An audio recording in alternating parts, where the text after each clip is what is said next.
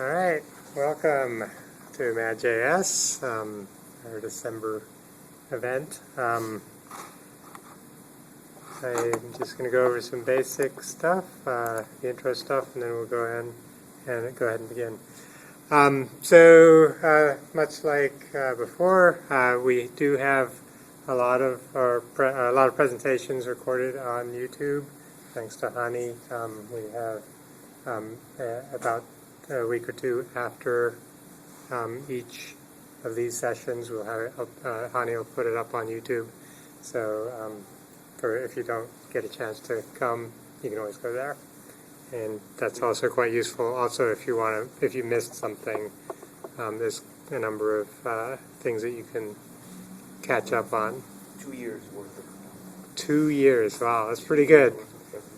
So yeah, thank you, Hani, for that. It's really useful. Oops, did that do that? Oh, it went right there. There was a link, and you can just Google for MadJS, YouTube, whatever. We also have T-shirts available, screened, and we do also have a website for this, of course, that has a link to Meetup and to the YouTube site as well. It also has our code of conduct listed there, which you can read up on as well. And that's about it. So before I go into talking about CoffeeScript, are there any announcements to job openings or cool technologies? Nope. We do have two scheduled MadJS meetups for January and February, but of course we're always looking for presenters, anything in the JavaScript domain. People, if you have anything, just let any one of you know. When any one of us know, just put a comment out to the MadJS meetup, and so one of us will get it into the schedule. Just for your interest, in January we have Done.js, high performance apps with Done.js, which sounds pretty interesting. And then February looks like there's REST service testing with I guess Montebank. Not sure exactly how that's stated, but that also looks kind of like an interesting topic as well. So, but from March on, it's open. Also, I guess we're not having great luck with getting pizza going. But if you're interested in, or if your company or whatever is interested in sponsoring for food, just let us know about that too, and you can put your name in as part of the credits or whatever, and you get a little mention, and you can that kind of stuff too. So maybe good for recruiting. So all right. So no other announcements? You have an announcement? February, I think the second Node School is taking place as well. Ah, yes, nice. Yeah. So I think it was 2 weeks ago we had the Node School event. I think that was quite successful. There's a lot of people attending from different meetup groups even, I think. So I found it useful. I even learned a few things that I didn't know about regarding Node. And I think it's a valuable resource. It's free, 100% free. If you missed it, you can run through it yourself at home. Nice thing about Node School, which would be either in one of the, I guess in the other room, is that you'd have people to collaborate with if you're stuck. It's a great way for beginners to get up to speed, and also for experts to get better at technologies in general. I find that when I talk about technologies, I get better at it myself. It hones my skills by proving that I can explain something to somebody else. So I appreciate that effort too. So thank you. Any other announcements, jobs? Go ahead. My company, Clearview Audit, which they use Meteor technology. We're on the west side. We're hiring multiple Node.js, JavaScript, any type of JavaScript framework experience developers. I have a packet right here kind of about the job and about Clearview if anybody wants to take it, or if they know any friends who might be looking for positions, if we're talking after. Thank you. Right. Any other announcements? Any other ideas about the format? Since we're getting to the end of the year, could be kind of an opportune time to think about the MadJS format. Any changes? Thoughts? Nope. Right. I think that's the end of that. Oh no! I didn't do it. Technical difficulties. Supposed to be. Oh, it looks like it. Yeah. Oh man.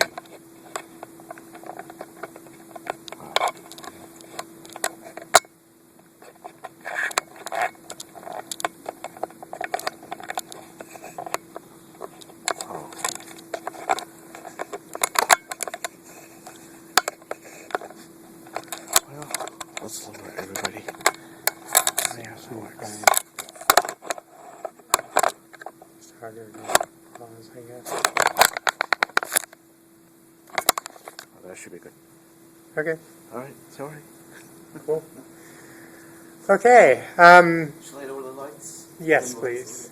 Yes. The lights.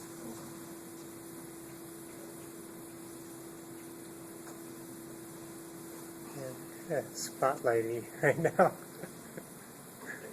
Yeah, that's perfect. Just a little better. Yep, perfect. All right, great.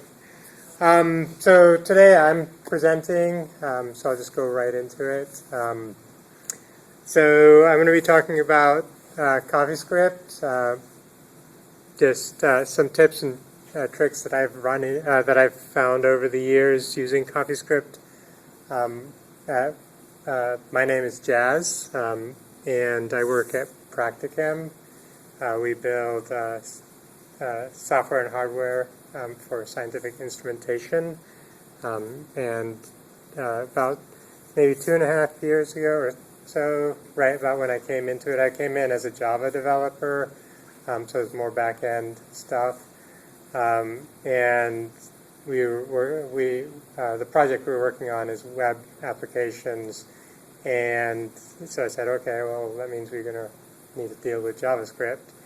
And pretty quickly, as I realized that the scope of the project is going to be really, really large. It's not your single page, little 100 lines of jQuery or whatever.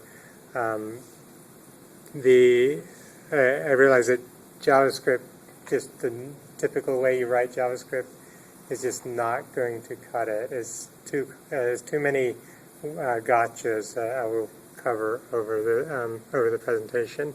So I decided we'll use CoffeeScript.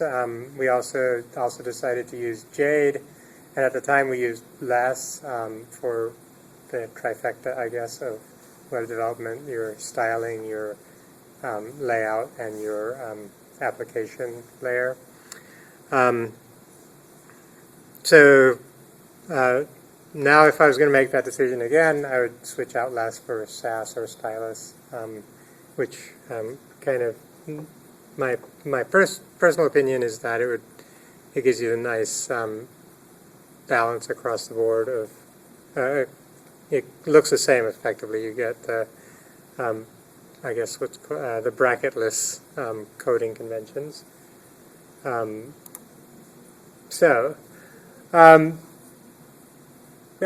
quick overview of what CoffeeScript is. Hopefully everybody's at least heard of it, and I also hope that everybody's heard of JavaScript since they're at a MadJS Meetup.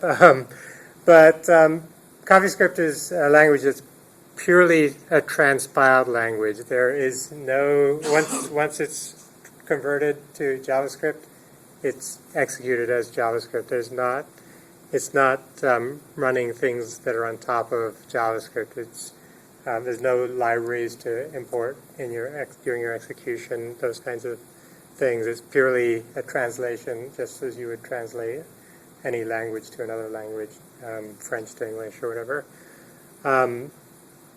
It's what's called an offside rule language. It took me a while to find that term. There's two genres, the free-form language, free-form style, and then what's called the offside rule. I don't know if that's a great name for it, but that's what I found online.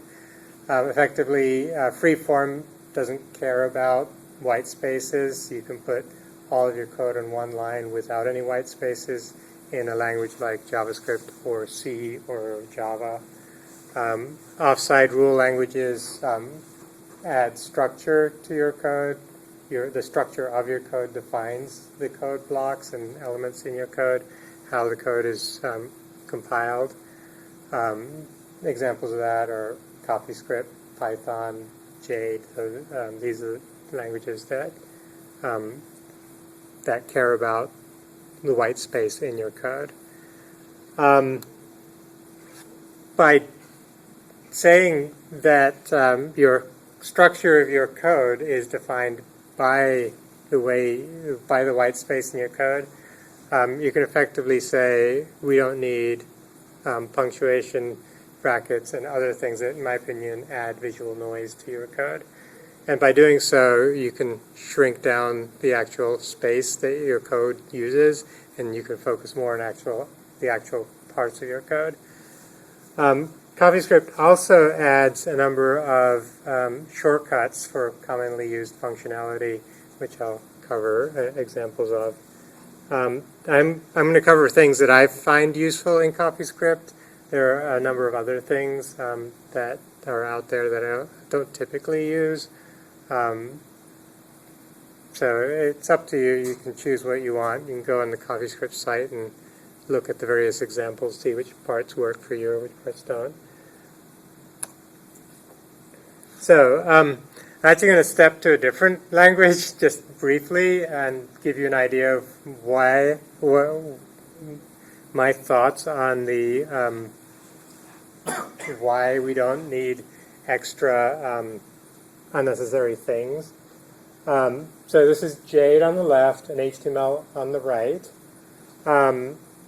So we're all familiar with HTML. In HTML, you're actually writing XML style things.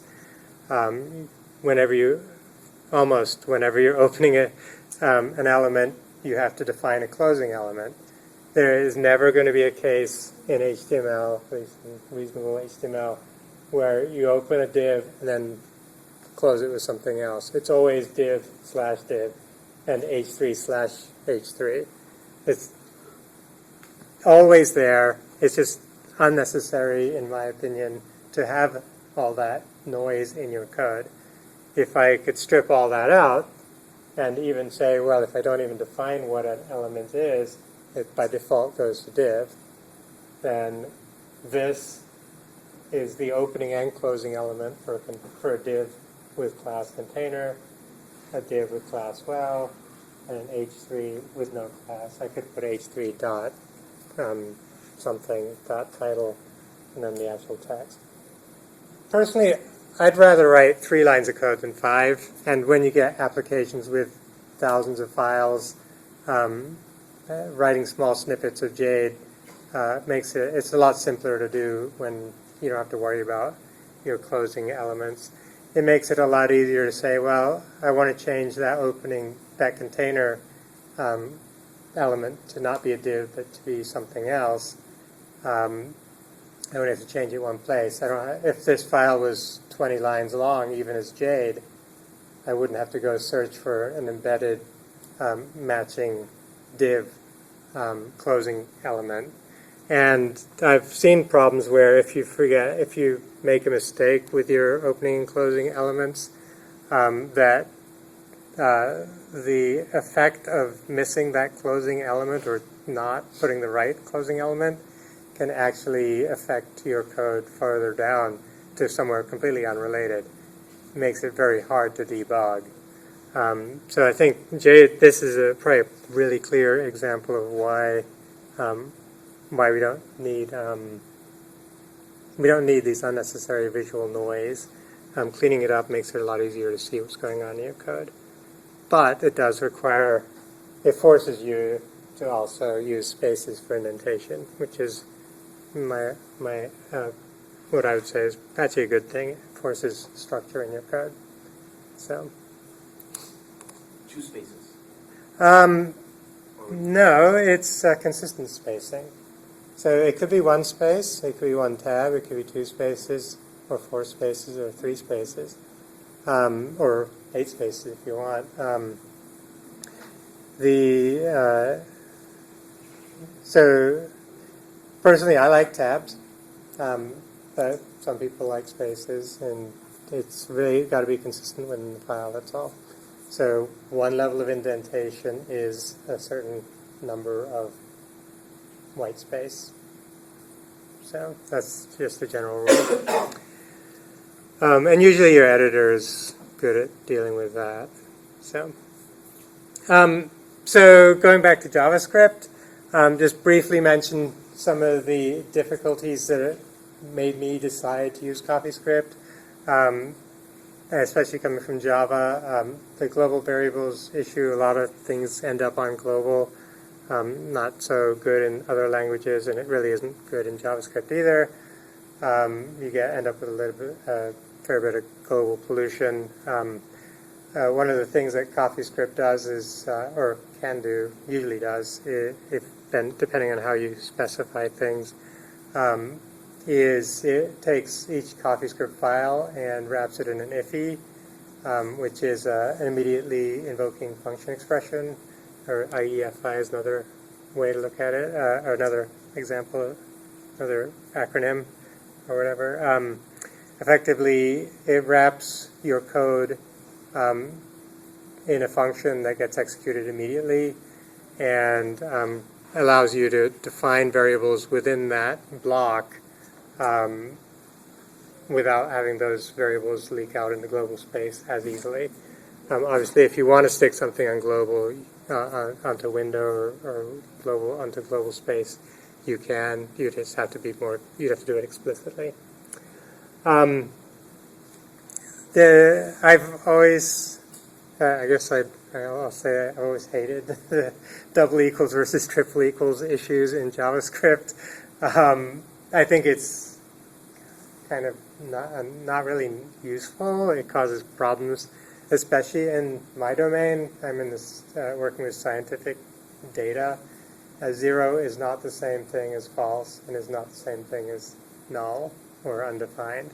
I really do care that a number is 0 versus not being defined. So truthy versus falsiness is not really that useful for me. And in general, actually, I think that the general, I don't know what the opinion is about this truly, but I think people tend to frown on double equals versus the triple equals in JavaScript. I would probably say you should always be using triple equals. Just my thought on that. This in JavaScript is a little weird for people. I think that when you come into JavaScript from another language, it's not what you expect. I have a page on that. Actually, I have a link that you can read up on that. I think it explains it much better than I could.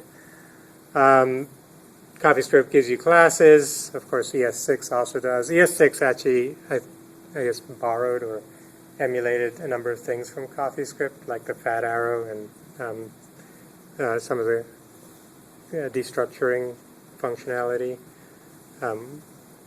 So there's some things that are actually coming into the JavaScript world, or the ES 2015, ECMAScript 2015. And then, of course, because JavaScript is kind of loose about its syntax, it doesn't necessarily care that you forget a semicolon. Problem is that semicolon, sometimes it's okay to forget it, and sometimes it can cause problems further on down in your code. So if nothing else, at least use a linter. Linters are helpful for identifying bad programming issues. In addition, I would use strict. That's probably a good idea. And there's a number of other JavaScript things that get in the way of actually doing good code. So, actually, one other thing, I guess, about the punctuation, getting rid of punctuation.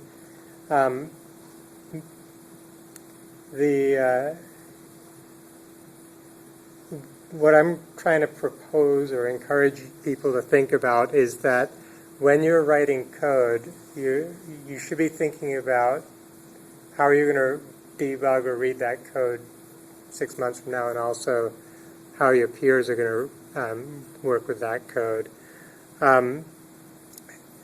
When you're reading code, you're dealing with humans. You don't have to worry so much about how a computer is going to process it as far as debugging it. A computer is going to process it in a very strict way.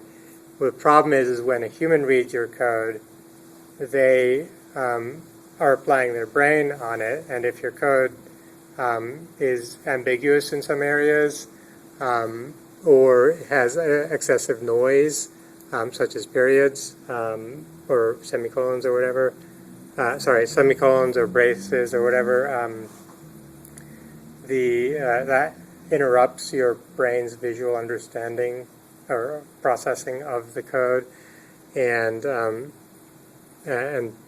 what I'm proposing, or what CoffeeScript tends to give you, is to get rid of those interruptions so you can more naturally understand your code.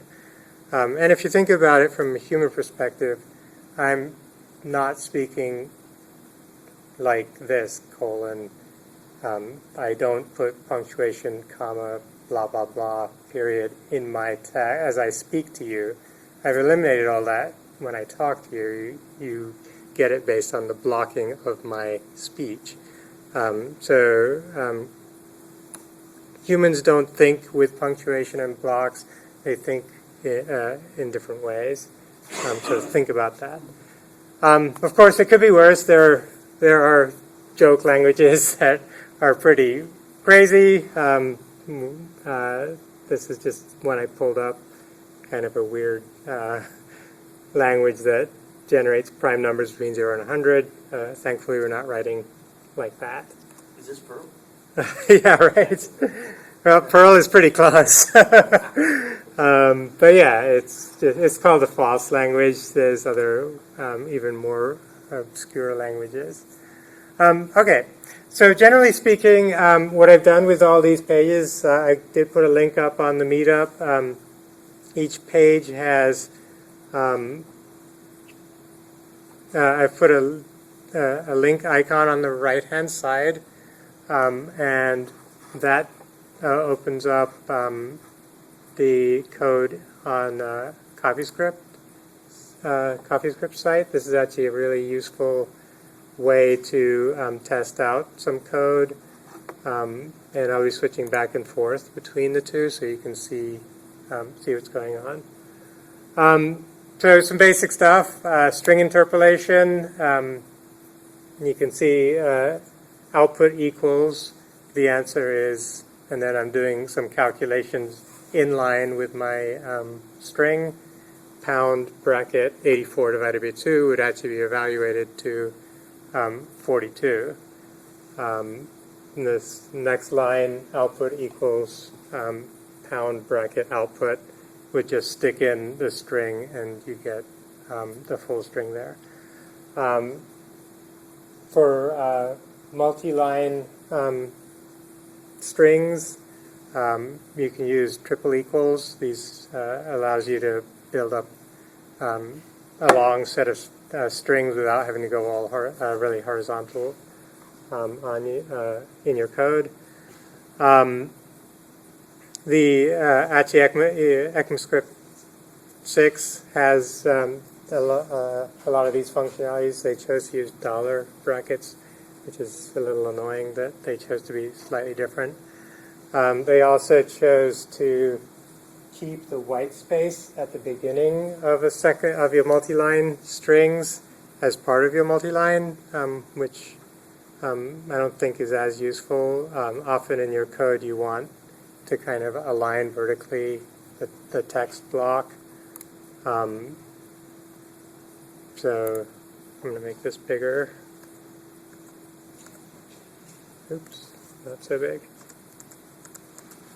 So typically you have a multi-line block of text. You don't care so much about this space block here. So you can see how it's compiled on the right-hand side without those extra white space in your string. So if you did want those white spaces, you do have a way to do that as well. So you have both options, actually. So that's pretty simple. Just go to arrays. Creating an array, you can just say bracket 1 through 42. That generates an array with 42 numbers in it, 1, 2, 3, 4, 5 through 42. You can pull out the first 5 elements of the array. You can get the element 10 through 15 of the array, or the last 5 elements of the array, simple examples. And then you can also put them together into a new array, which is, let's go to that demo. And in some of these, what I've done is also just put an alert so that it just spits out the information on the screen. So if you want to play with that, you can. So the interesting thing about things like this is that in CoffeeScript, it's pretty readable. I'm just putting together 3 arrays, all of the elements in those 3 arrays, and then it's generating a whole slew of JavaScript to do that. I don't actually personally care how it's done in JavaScript. I care that I'm getting 3 arrays put together, and since it's pretty obvious that's what it's doing, I just move on and not have to worry about array manipulation or whether I should use slicing or whether slicing is going to affect the actual array or dump me out. I really don't actually have to worry about that. So just my thoughts on that. Let's move on to conditionals. So I'm going to. This is not how I would write code. Well, actually, single line, sometimes you do see that. But as some of these next few conditionals, I'm kind of demonstrating a point, especially on the JavaScript side. I personally don't like, if I was writing JavaScript or Java, I don't like these single liners. But to compare with what's happening on CoffeeScript, just kept them as single lines. So a pretty common pattern is to do something if a parameter is true. Send update if is ready, pretty readable. Send error unless is valid. So CoffeeScript gives you a new keyword, unless, and effectively all it does is do the inverse of an if. Actually pretty straightforward. So I'm going to flip it to more of a traditional block.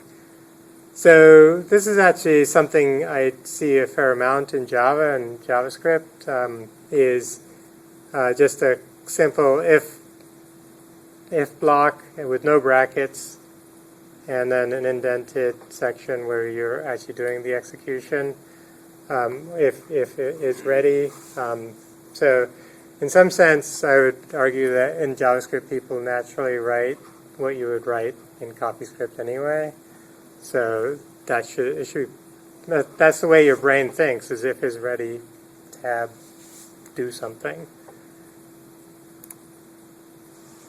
The problem is because your brain is actually wired that way, you tend to say, well, why don't I just throw in something else? I need to log, I need to log when I'm going to send an update, so I'm just going to throw in a log. That's not going to hurt anything, right? Except it does in JavaScript because we don't have our brackets. So this kind of issue would never happen in CoffeeScript because it's an indentation-based language. Forgetting to put your brackets in an if statement in a language that cares, like C, Java, JavaScript, actually causes a number of bugs that are really hard to find. Apple had a bug related to this type of scenario where the code from a visual human perspective looks right. Everything, it looks like everything should work. It's indented, so therefore it's part of the if block. But it caused a security bug that probably cost hundreds of thousands of dollars, who knows. I've worked at my prior company also had a bug very much like this, where there was somebody decided to not put the parentheses in there as part of the if block. They didn't wrap the code around it. You have 500 lines of code, and in the middle there's like this little if statement that does something, but then does something that should only happen in that if block. And nobody could see it. We had probably 4 engineers looking at that code over several months.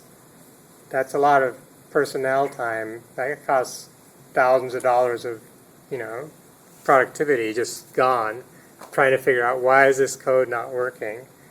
And then even worse is the code is shipped to customers. Customers were using it. They were getting buggy software because somebody chose not to put parentheses. So if you're writing JavaScript, always put your parentheses in, even if it's a single line of an if block. It's just going to bite you in the long run if you don't. And really good developers don't see it because humans are, our eye sees blocks of code. Indented stuff is part of the parent's, the if statement here. So another example, if you do see the bug here, let me see if anybody sees it. Raise your hand when you do.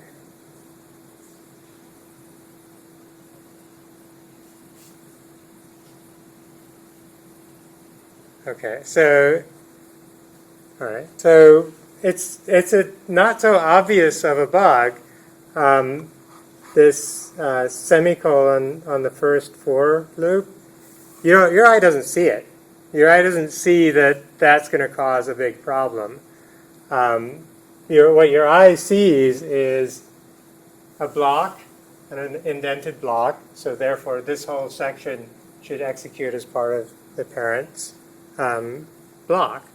But because of the semicolon at the end of that for loop, or at the end of the first for line, it effectively is a no-op. It doesn't do anything. So again, it's just another reason. This is an example of code that I found online, a site that documents a bunch of different types of bugs. So it's yet another reason to put in your braces and not do things like that. This probably was caused by somebody, you write your line of code, by habit you always put your semicolons in at the end. But in this case it's a bad thing. So, all right. So, and just for completeness, I did the same thing in CoffeeScript. And there's no way I would have that same bug because the code itself, the indentations define the actual logic that's going to occur. Okay, I'm going to move on to a feature that's CoffeeScript provides. There's actually several existential type of things, and I find them really, really useful. Did you have a question? On the previous slide, Yes. if you wanted to increment by something other than 1, does CoffeeScript have an allowance for that? So what I would do is, what would I do here? You could do, I think you can do traditional, traditional for loop, I think. Let's see, we can go find out. Does anybody? I don't typically do that kind of thing, so I'm trying to think. Step variable. Yeah, I was going to think step variable. Is there a step variable? Just Google. That would be my guess. CoffeeScript. I don't know. Let's just try it.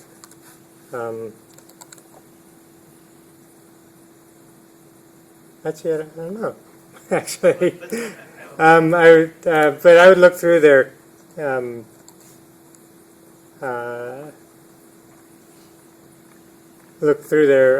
documentation. They have a lot of I don't know. It would be hard for me to find right now. You could obviously, of course, create an array outside of. Actually, I don't know. I've Follow-up looked it question, up. I would Yeah. answer, I think maybe that some of this, but is it possible, so it's translating this CoffeeScript to JavaScript, 100%, Yes. and it has to be fully correct JavaScript.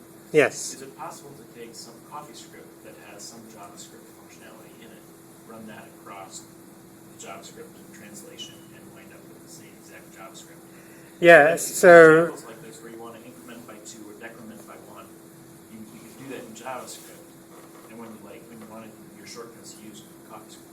You can shim in JavaScript. Yeah. And where it's like most people do it when they're running a third-party library and you can like make a column, don't know how to like adjust it, but it's not really. Yeah. Because like the defaults are really nice shortcuts, they let everything There it else, is. but then for that rare 1% or 2% case, you just use JavaScript. So this is what Yeah. it's shimming? Let's go. Or they call it embedded JavaScript on their site. You just wrap your JavaScript code in backticks, and then it's just plain JavaScript from there on for that little section. But when it gets translated from this CoffeeScript with the embedded JavaScript, it winds up being the exact same JavaScript. Yeah, you can see that here. Yeah. So you Maybe can. add some semicolons or niceties or something.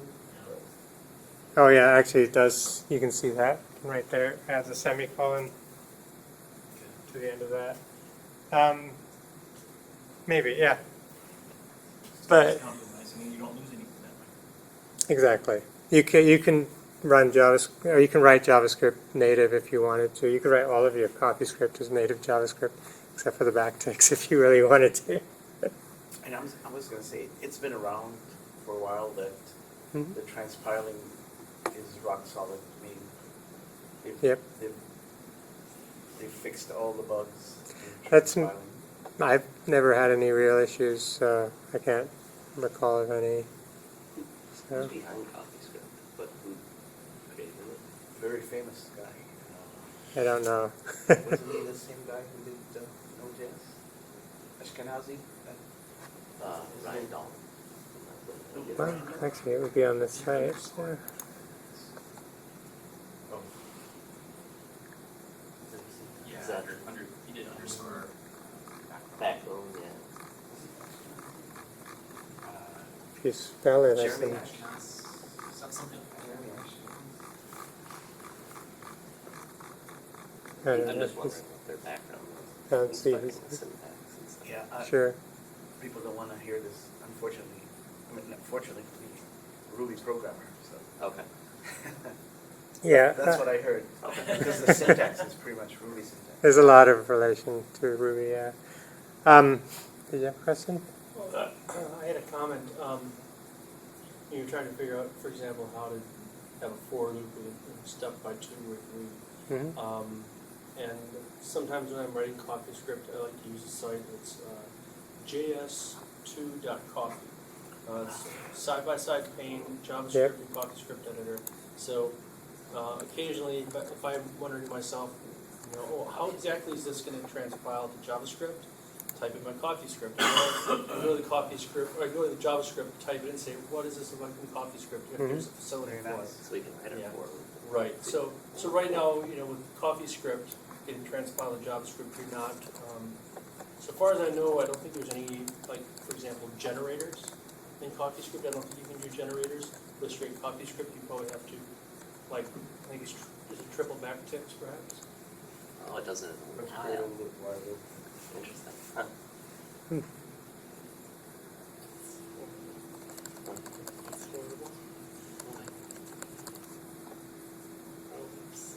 you run it? Sure. I mean, it'll work, right? It's- Oh, run all the way at the bottom. All the way at the bottom. Yeah. You're there. Yeah. There you go. There you go. Yep. So that works. So if I took this and put it here, for example, I like this one just because it does it while you're typing. It's kind of neat. So you get a kind of immediate feedback. So useful too. Also, one of you can click the link button and copy this URL, and it has everything you type.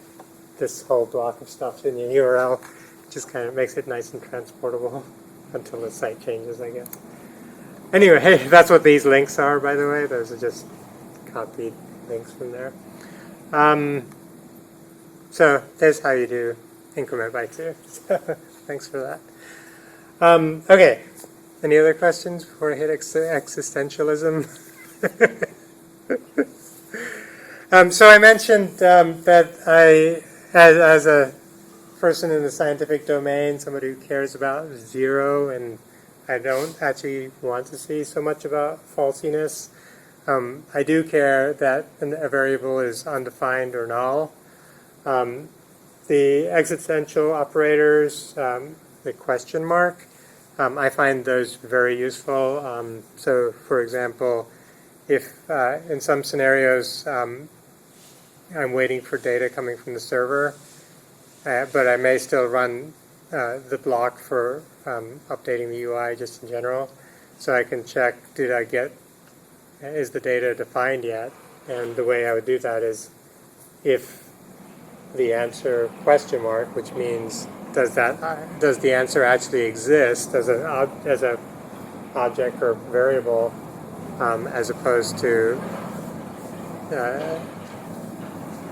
is the answer 0 or not, or false or not, falsely. That works really well for me, and it's.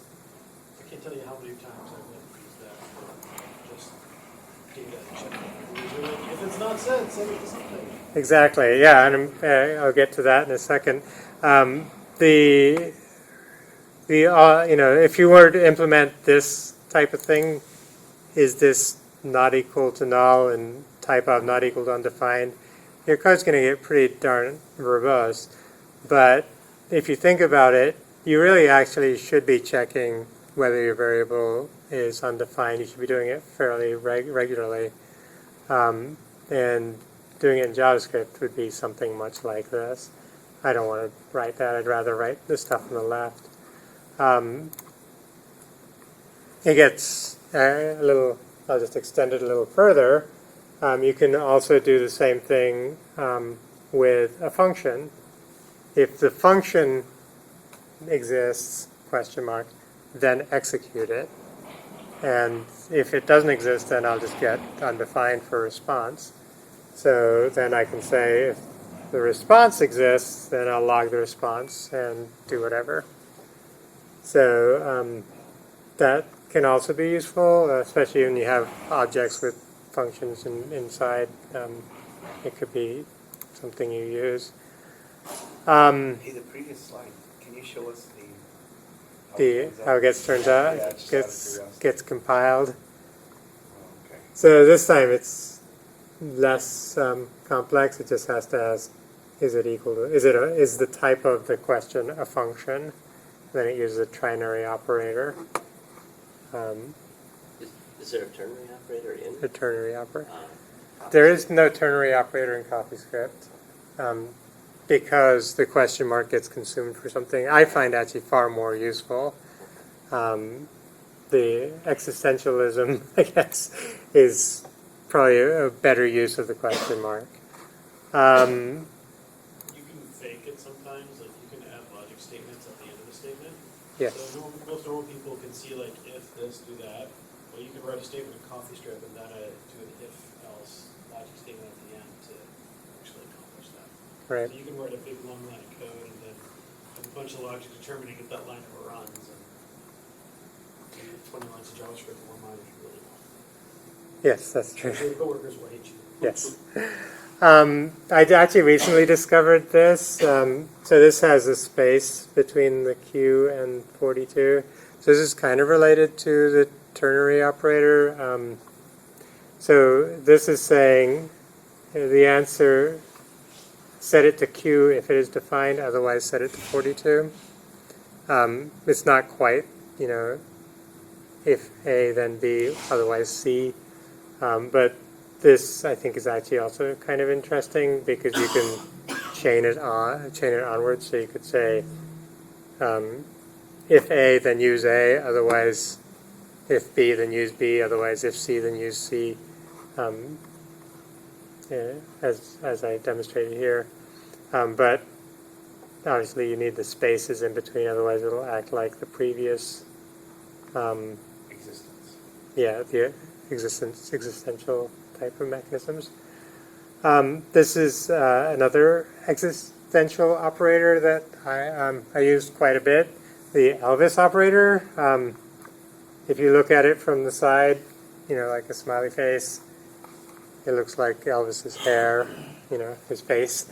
So I think some people call it the Elvis operator.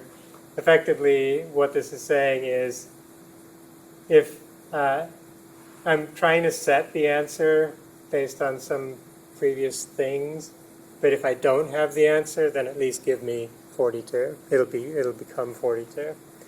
So yeah, we'll look at that in code. So right there.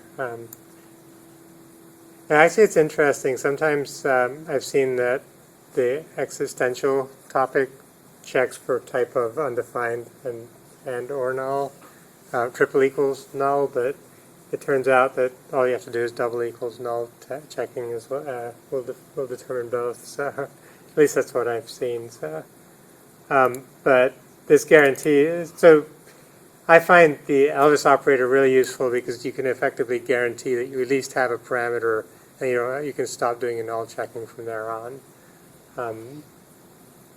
Just a tip, I guess. This is another, so an extraction type of mechanism. If result, then get me the answer out of that result. If answer, then get me the length. Or if A and A dot B, then give me A dot B dot C. And you can keep chaining that on down the line. Where did I do that? This is actually code that we have, and of chaining the question mark. And it compiles to a horrendous block of JavaScript that I don't really want to see ever. And I just formatted it for your sake. Very nice. So yeah, it's really useful. These the existential mechanisms in CoffeeScript, I find them useful, and it does what you expect it to do. Let me see if I skipped anything about that. I talked about the if then else type of topics.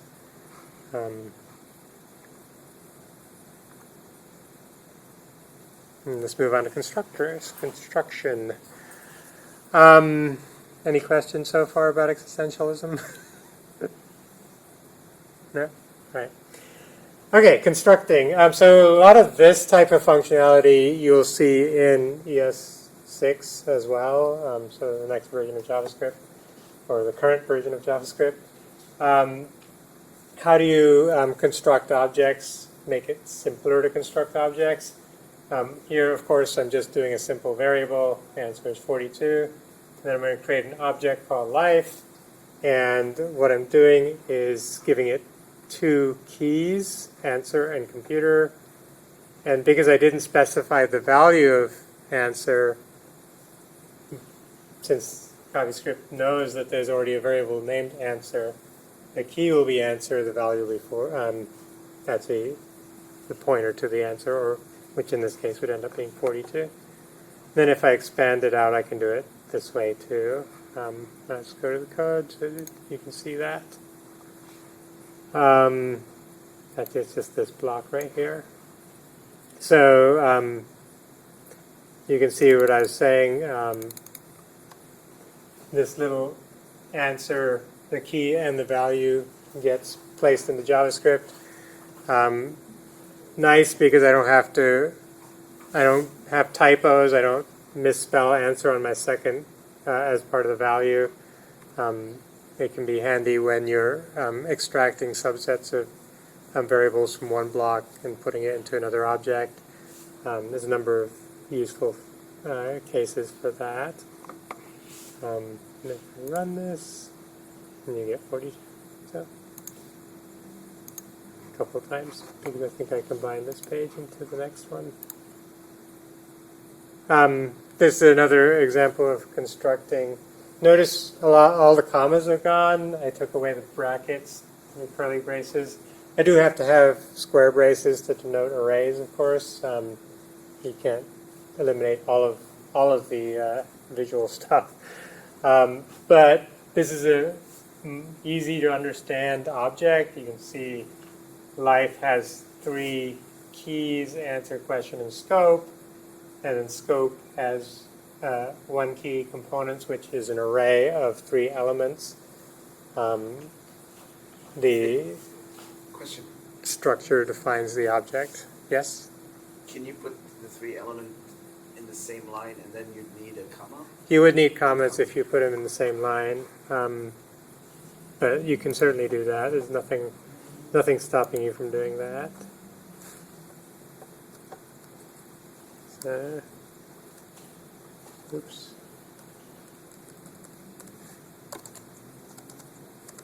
Yeah. So, yeah, you can do that. It's not a big deal.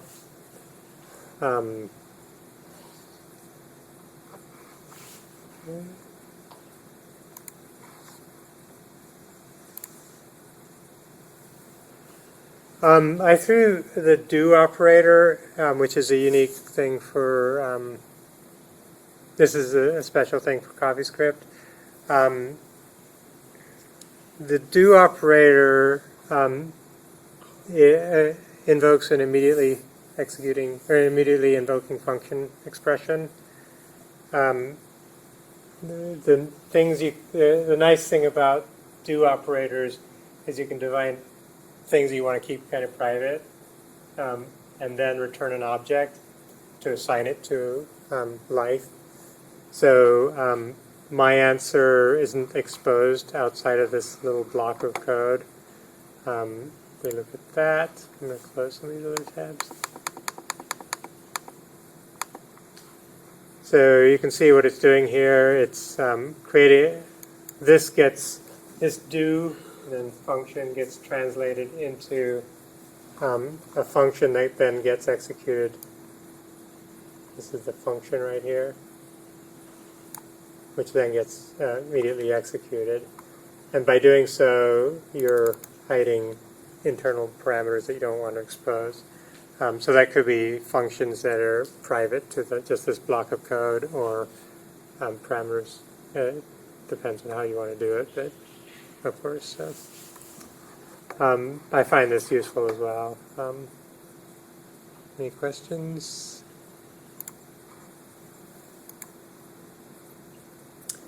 All right, so let's take the other side of the coin, destructuring. Oftentimes you get objects from the server and you want to pull out pieces of it. So if it's an object, sorry. So I got an object from the server and I want to pull out the question and the answer. This is also an ES6. I just put them in brackets and you get life.question question equals life.question.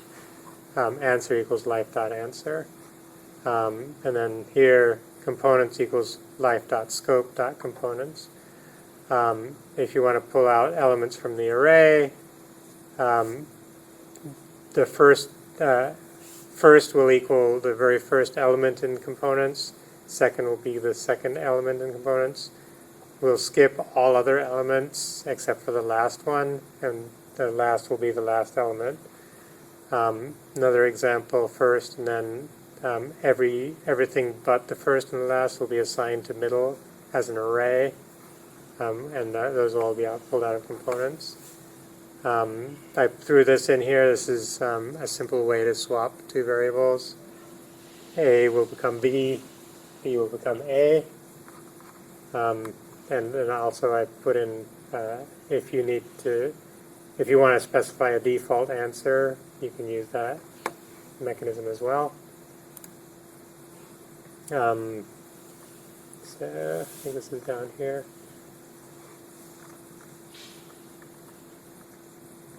So yeah, you can see, in JavaScript I wanted to determine, getting the middle elements of an arbitrary array, I'd have to write a bunch of code like this.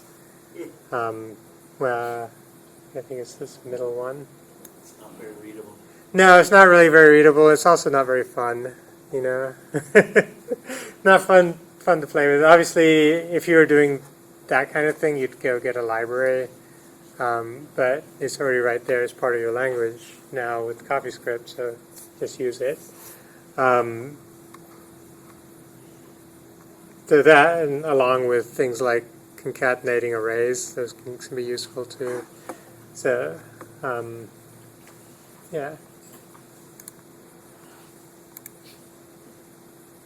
So I'll step into loops. Of course, I don't know if anybody's like a fan of the Hitchhiker's Guide to the Galaxy. There's a lot of references. I found this reference. If you multiply 6 with 9 in base 13, that gives you the answer 42. So for those fans of that genre. So obviously we loop through things. That's typical things we do in code. So here's an example of looping through an array of 2 numbers. The index is optional, and I'm just iterating through and saying if index is 0, then I'll just set result equal to the number. Otherwise, I'll multiply the number with my previous result. And then if I actually run that, I should get 42 in base 13. So it's just the your typical for loop, but just in a more readable manner. Like I mentioned, I don't really need index. I could just do for number in numbers, but then I'd have to do something else in the code below. I could use the existential operator, or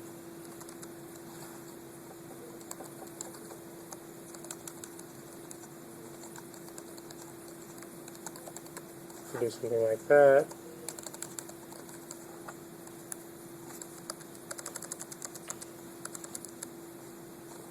Oops. There's a number of ways to solve this problem. That should also work, I think. Gives me 42. But you get my drift. Iterating through an array should be that simple. For number and optionally index in numbers. You can also iterate through keys in an object. Instead of if, you would do of. So that can be, when you're starting out with CoffeeScript, switching between in and of can get you a little sometimes. So just be aware of that. But in this case, you're doing for key, comma, result of an object, and then iterate through the key, or key value pairs, key value. And remember, of course, there's no guarantee that the order of an object is in the order that you specify. It was last time even. Depending on implementation, it could be a hash map under the hood. That doesn't guarantee order of your object keys. So don't count on that. But certainly there's obviously a number of cases where you would want to iterate through keys and get the values out from an object. A couple of examples of switch statements. So one of the big risks, kind of an anti-pattern in JavaScript and in the in C, C++, JavaScript, Java, is the switch statement. When you write a switch statement, you have to remember to put your breaks in. Otherwise, a switch statement will just traverse into the next block, even though visually it doesn't look that way. Again, it's the way your eyes work.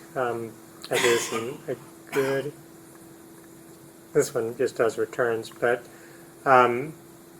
if this said, had something other than a return, and the execution of JavaScript goes on to the next case statement, which allows you to do things like chaining multiple values to use the same switch parameter.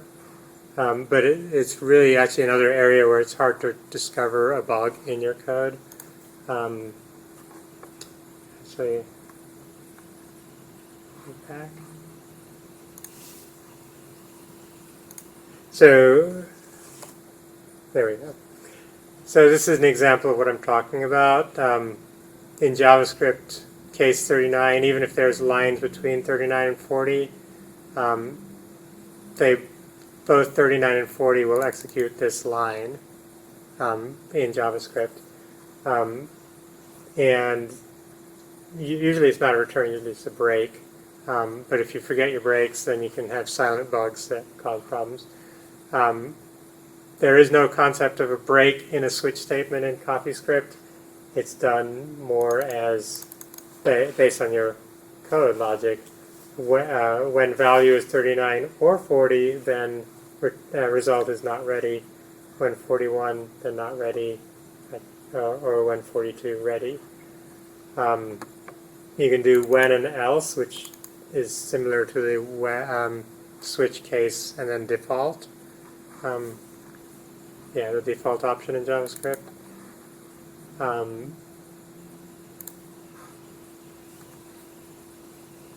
Let's take a look at this. I think, there's an example of the break functionality. So this is an example where it's clear that all I'm going to do is wait. I don't want it. It's only when I have 40 that I want to wait. When 42, I want to do that. And then in JavaScript, you'd always have to put a break if you didn't want 40 to go on to 42. So,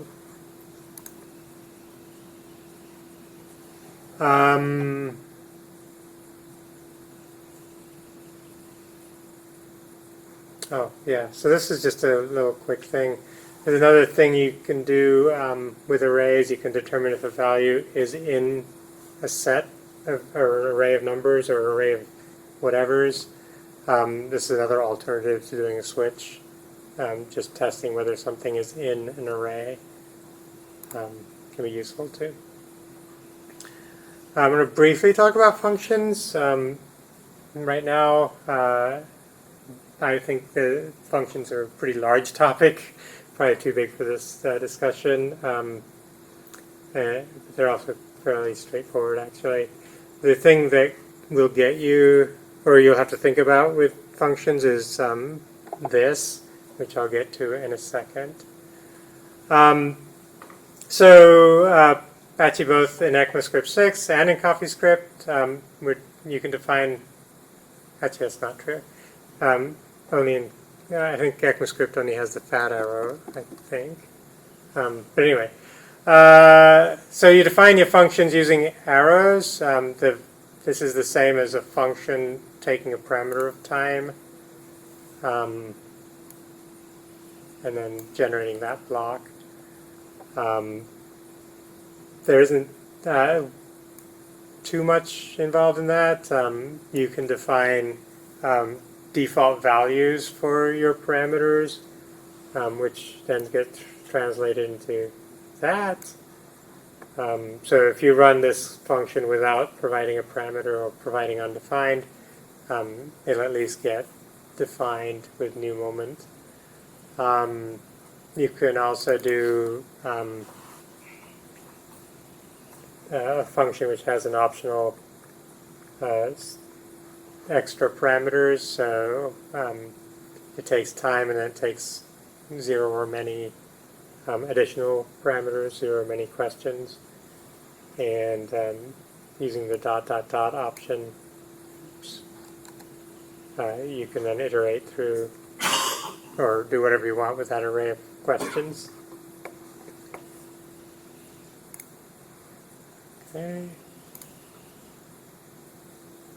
Okay, so this. So once we're going to be getting near the end here, we're going to talk a little bit about classes, which is a useful thing in CoffeeScript.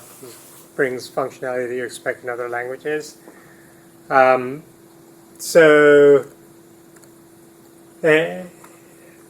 This, I think, in JavaScript, it took me a long time to understand what's really going on with this in JavaScript, because I was so used to this from object-oriented languages like Java.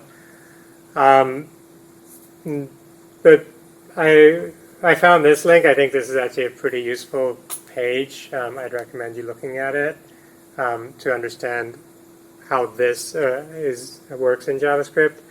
Obviously, there are no concepts prior to ES6 of a class. In Java, of course, this is the instance of a class. In C++, this is the instance of a class. But in JavaScript, at least by, let's say you're just sitting at the global root space. For example, in the browser, global would be window. Window is this, so this is window, which in Java wouldn't make any sense. But depending on what your context, what you're doing in JavaScript, this will be defined in a different way.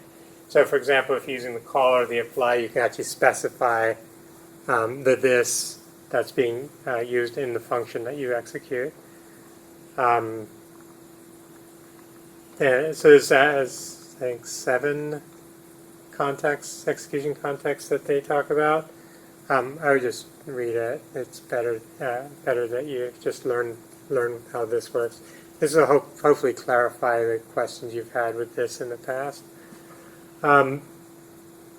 The reason why I bring it up, though, is because it affects. It can mess you up when you're dealing with classes, because at least from other languages, your expectation is that when you talk about this, when you're in the context of a class, you expect that this is the instance of that class, and not dependent on how the function is being executed. So, in order to help with that, there's what's called the fat arrow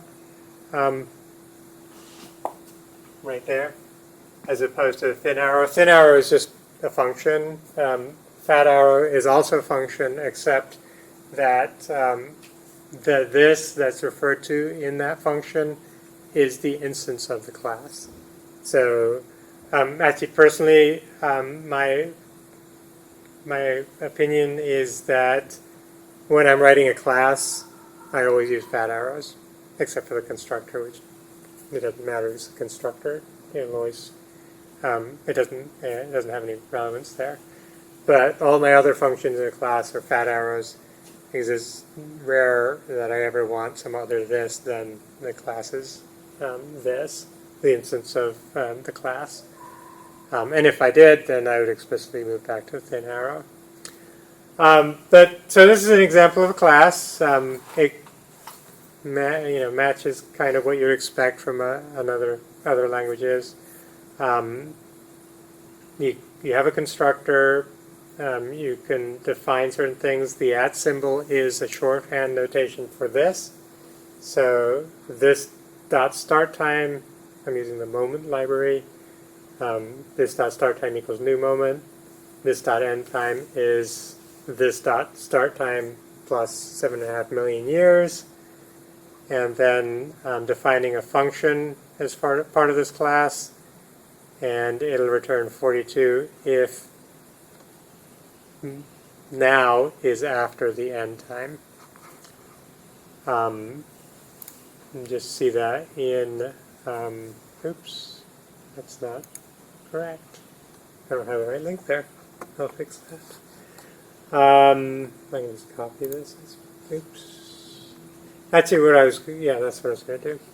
So this is my last slide. What I'm going to do is just go to, so I've done a lot of these demos, code demos on the CoffeeScript site, but obviously you can't run your code through the CoffeeScript site. I'm going to just run a simple Meteor application. So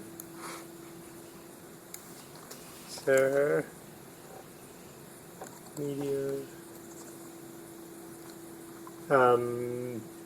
so that you can get a quick way to start working with CoffeeScript and Jade actually. And I need to make this bigger. Maybe read that? Is it too big? Probably too big. Is that still fine? Okay. So Meteor, create, deep thought, and then just let that happen. So Meteor is a framework for web development, client server. I've talked about that in this Meetup in MadJS before. I recommend looking at it and playing around with it. One of the big things about it is that adding or getting it up to speed, creating an application from very little work, with very little work, you can have a full-fledged system going. So what I did there was I created a Meteor application, and then I added 3 packages: CoffeeScript, a Jade compiler, and then Moment, which is just a date library. And that's finished. And then I'll just start the server.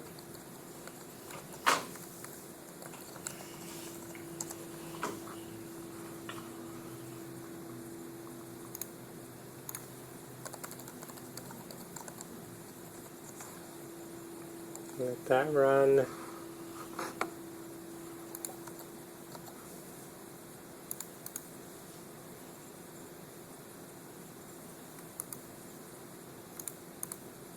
It's gonna take 7.5 billion years. Hopefully, well, there's no code in it yet, so I'm going to have to add a little bit of code. The server is running. I think. Oh no, it hasn't finished yet. Takes a little bit. Yep. So server's running, and that's actually loaded. So I'm going to copy. I need to delete you. achieve this. That's not what I wanted. This also brings up another point that Adam is acting oddly. That you may want to add a linter, a CoffeeScript linter, which will help with your getting your syntax correct. So this is an example of a lint, just a lint file that I'll save. Actually, I don't want to save it.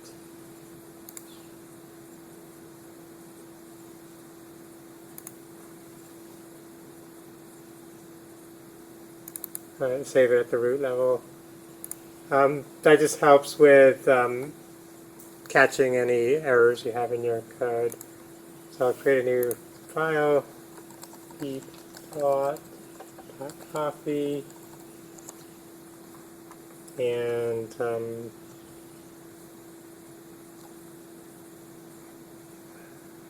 I'll copy that class to the code.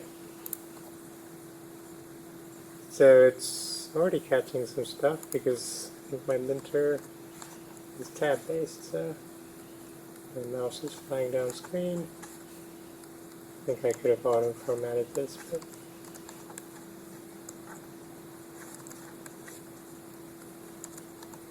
so linter is useful for catching odd formatting errors. It also cleans up your code a little bit. When if I save, it'll. I'm surprised it didn't clean up that little space at the end. It doesn't matter that you have this, that I have the space at the end, but it makes it so it's more uniform code, cleaner. So it helps me writing, just writing CoffeeScript in general.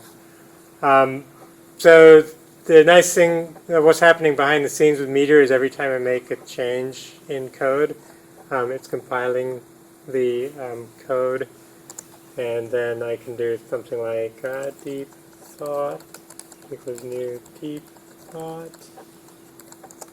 and deep, or I guess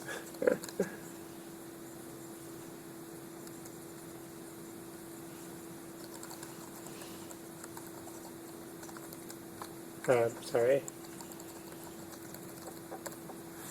So obviously that won't ever happen. Maybe 47.5 million years later, something like that will happen.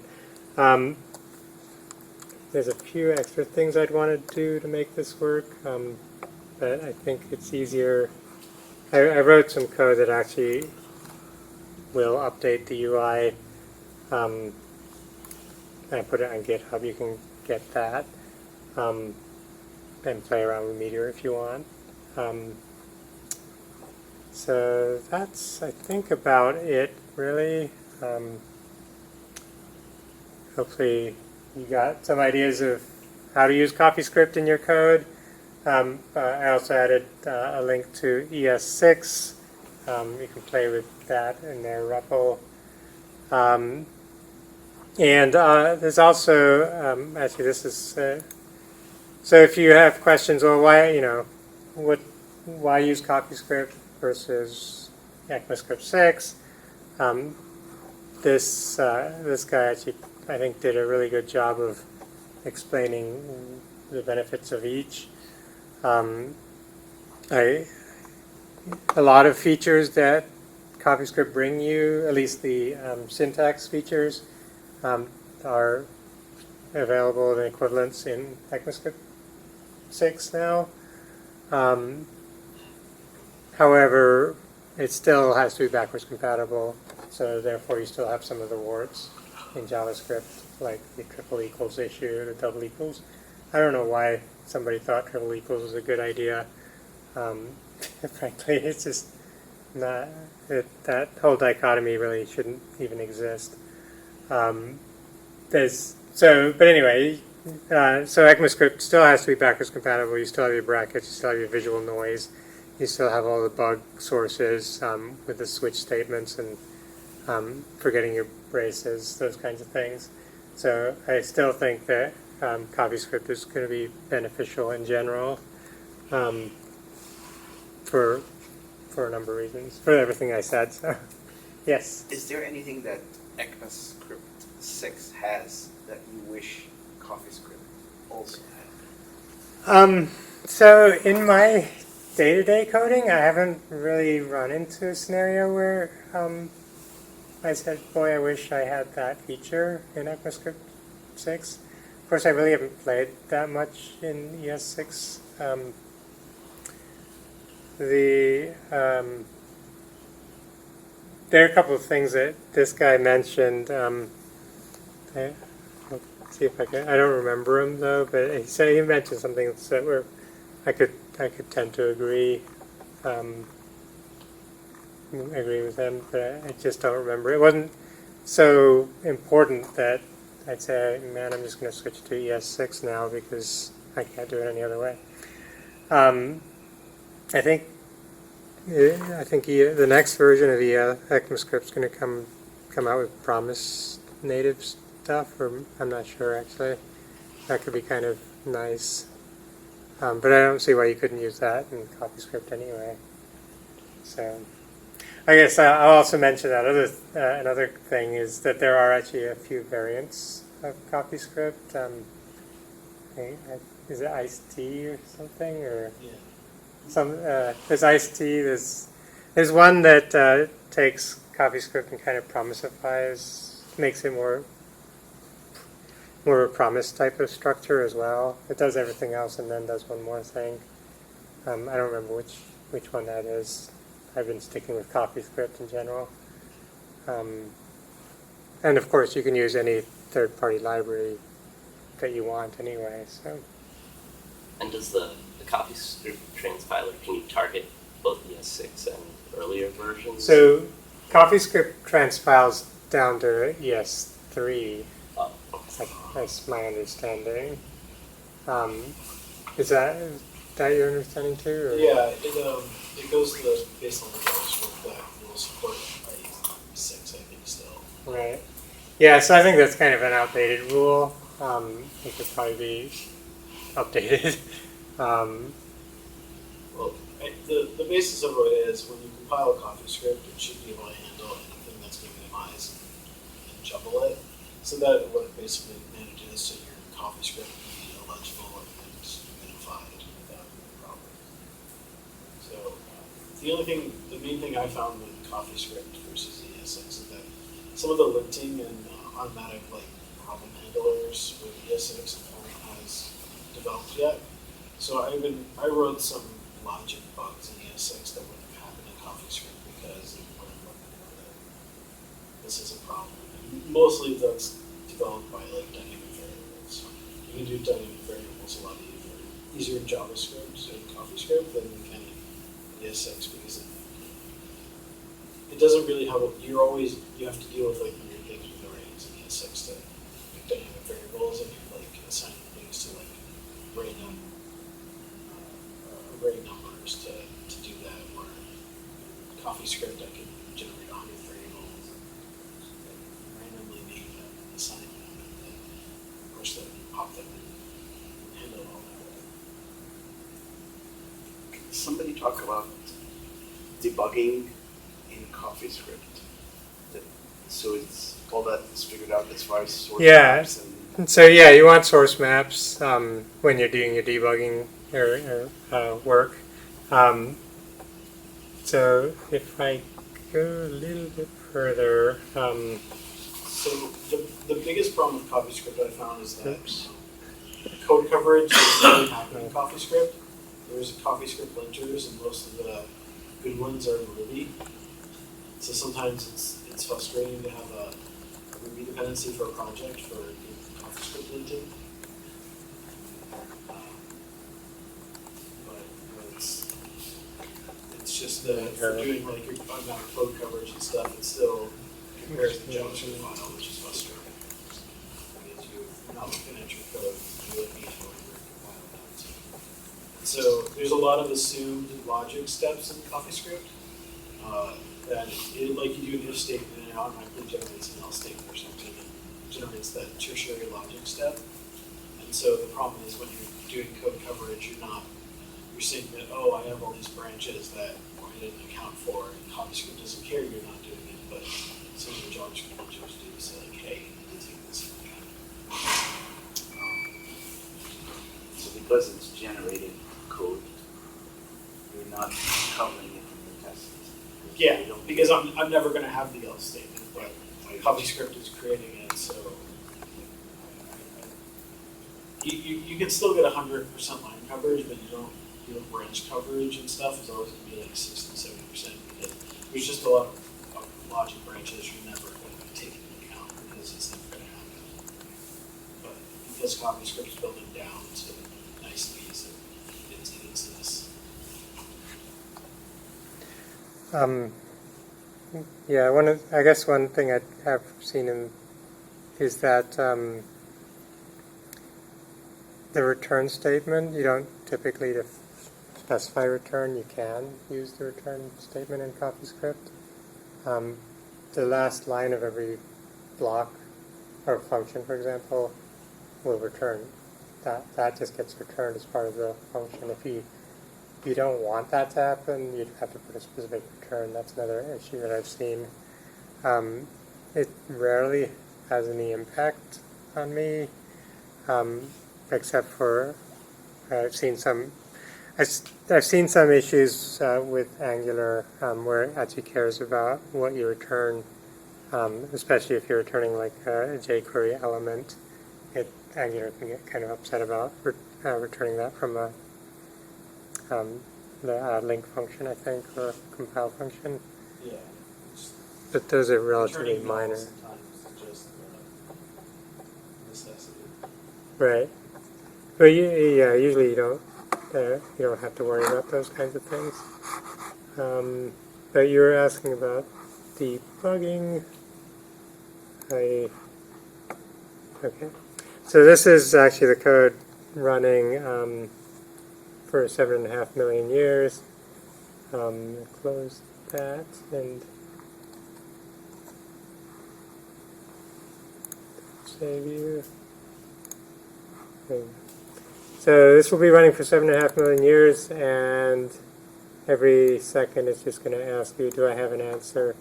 And when it does, then it'll display it in the UI.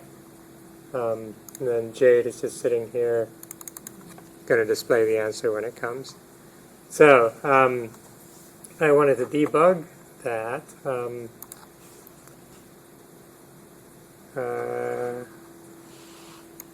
I can. And so I can debug it natively in CoffeeScript. I don't have to try and transpile back and go back and forth between JavaScript and CoffeeScript. I can see the code in Coffee and work with it there. And did you have to have a Chrome extension already? No, Nope. not anymore. You used to. From like 30 or something, 32 they added it. Yeah, so map files just come across. So the transpiling itself adds source maps Mhm. that Chrome can understand? Yeah, so Meteor's package, they've taken care of all of that for you. So all you have to do is add the CoffeeScript package for Meteor, and it gives you the source maps when you're in debug mode. It minifies and uglifies and doesn't put the source maps when you're in production mode, when you're building for production. Now you can't run the CoffeeScript natively in Chrome, right? Like in the console. No, not in the console. I wish you could. There's cases where I said, damn it, I gotta write JavaScript. So if you put a breakpoint, can you step Yep. through? Yep.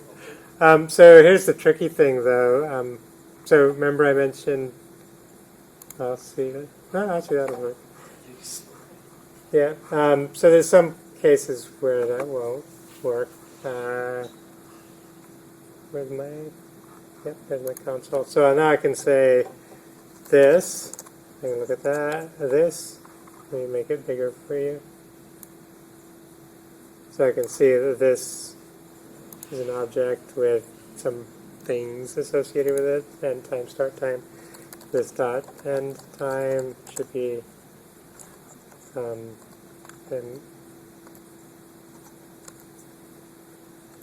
get year. Let's try to date. Oh, well, 7.5 million years is actually invalid, so whatever. It's just a joke thing anyway. But I can, let's do this dot start time. Fine. This dot start time. Yeah, you went over the 32-bit speaker. Right. I thought, no, that's weird. I'm not sure what. You have to make it less than 32,000 years. Well, start time is new moment, so I think that would be just. I'm not using this right, the moment library correctly. Do to string just so we can see. Yeah. So, if you ever use CoffeeScript and you're developing with it, That's you're weird. going to want to have something real time telling you that you have a parse problem with CoffeeScript. So if you're running build or run to real time parse and tell you. Because I don't know, just working with other people that I've worked with, it's that the two most frustrating things are they didn't have something real time to test their CoffeeScript, so they can make that CoffeeScript. Because it compiled like from a previous version that worked, and then the real-time compiler then failed, and they didn't see the console error, so they had a version that was like 3 versions old that were still working when they built. And the other thing is that people differentiate between spacing and tabs, and you really need to pick something.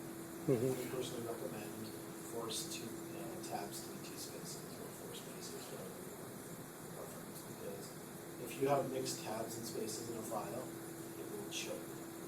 For your indentation. Yeah. You can obviously have spaces and strings and Yeah, but, elsewhere. like, if It's the you're- indentation that matters. Yeah. So there's some people that have like editors that add like a underline or something at the end that will have like an auto space or tab or something, and then it just works. So usually everyone shares another zip file, and forced to use an editor that uses that zip file, so that it's not a problem. Right. And that's why I was saying use a linter, which forces that rule as well. Did I hear you also talking about a linter? M-I? No. Linter. Lint. You're talking about a linter. Yeah. No It's, such thing as a minter. no. The only thing I know that's Vince is a finance application. Yes. So I'm not sure why new moment is messing up here. It's obviously a third-party library, so this dot start time. See, now it's getting the right date right there. So, oh well.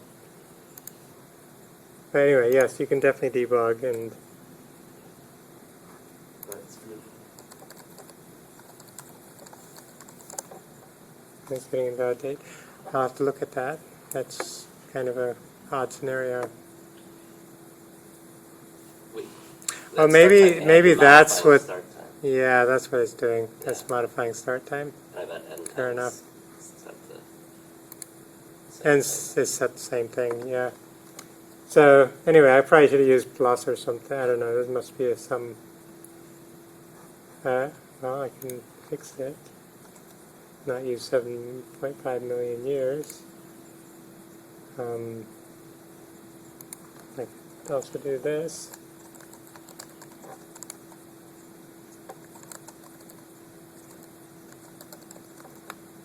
And this and do that, so it's more safe. So, yeah, no code's going to run for 7.5 million years, right? At least we hope. And did you have to refresh? No, it'll refresh. Meteor has live reload. That's you just get all that stuff for free. You know, that's you run 3 lines of code and you don't have to do gulp files or grunt files. It's just all there for you. So now I should be able to break. and this dot end time is real. So you can see it's 2023. So 7.5 years from now, we'll get an answer saying it's 42. So question is, what is the ultimate question, right? So, okay, that's it. Thank you. Okay. Thank you.